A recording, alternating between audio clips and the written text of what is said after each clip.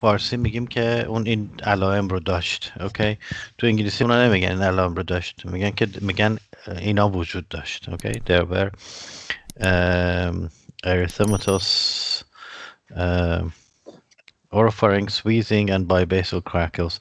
His vital signs were stable except O2 sats of 80%, and his respiratory rate at first was 80 and then 30 per minute. Okay. CT scan and chest X-ray were reported, huh? chest X-ray اول بگیم بهتره دیگه ها، درسته؟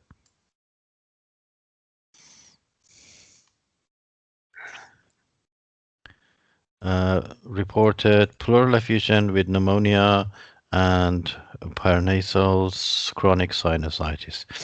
He was given ampicillin, sulbactam, and supplemental oxygen stat, and then started on azithromycin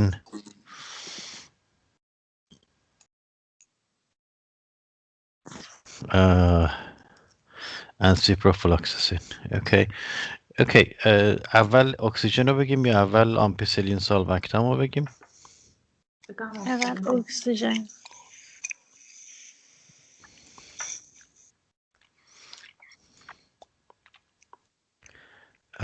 Okay.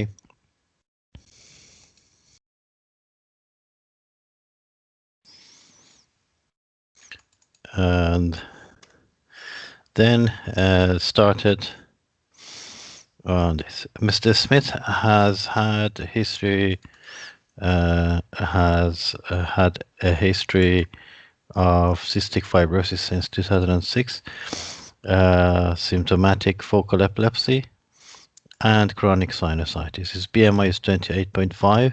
Mr. Smith's father, or his father, passed away or died of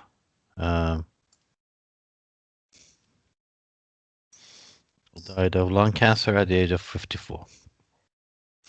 His medical history. His drug history His drug history includes phenytoin, Panadol, Parmesan, and Creon. Okay. In view of the possibility of increasing frequency of lung infection and hospital visits, I would appreciate if you can see him for further assessment management and possibly a double lung transplant suitability if you deem appropriate. Okay. Please do not hesitate to contact me. Okay. And yours. And sincerely, small s. اوکی، خب چطور بودین به نظر شما؟ دوستان نظر بدن. نظرم که خیلی خوب بود. نظرم خوب بود. اوکی.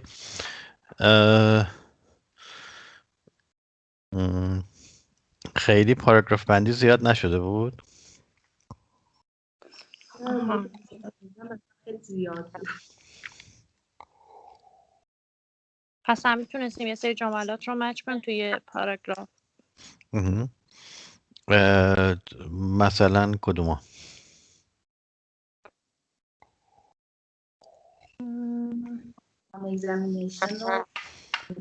آن اگزامینیشن و اون پاراگراف بالایش دقیقا هایپوکسی، هایپوموپتیزی، فیور، این دوتا پاراگراف رو میتونستیم بزنیم پیشنهاد. اوکی. پس در واقع آره اینطوری دقیقا. Okay. Chest X-ray reported proof. Okay. He was given supplemental. This is the history and drug history, huh? آره دراگ هیستوری هم با مدیکال هیستوری با بیا. پس اینو هم میتونستیم با هم یکی کنیم. اوکی. بهتر شد؟ بله. اوکی. آیا اینجا گفتین increasing frequency of lung infection and hospital visits. آیا گفتین اینجا توضیح دادید که این قبلا ایشون چند بار چیز شده، بستری شده؟ نه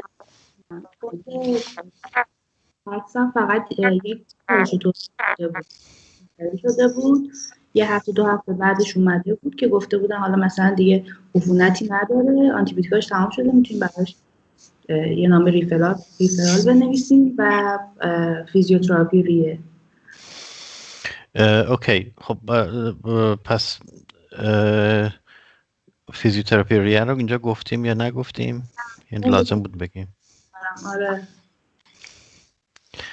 اوکی، بسیار خب. این increasing frequency of lung infection، ولی تو توضیحاتش نوشته بودش که مثلا افزایش فرکانسی یا احتمال عفونت ریه. مثلا دوتا هم من با هم یکی کردم. بله. اوکی، دیگه فقط فرکانسیش بود یا شدتش هم بود؟ تو تکس فقط چیزی که بود فقط فرکانسیش بود که زیاد شده بود. اوکی. رایت. اوکی، به نظر من که خیلی خوبه. نمیدونم والا دیگران چه فکر میکنن.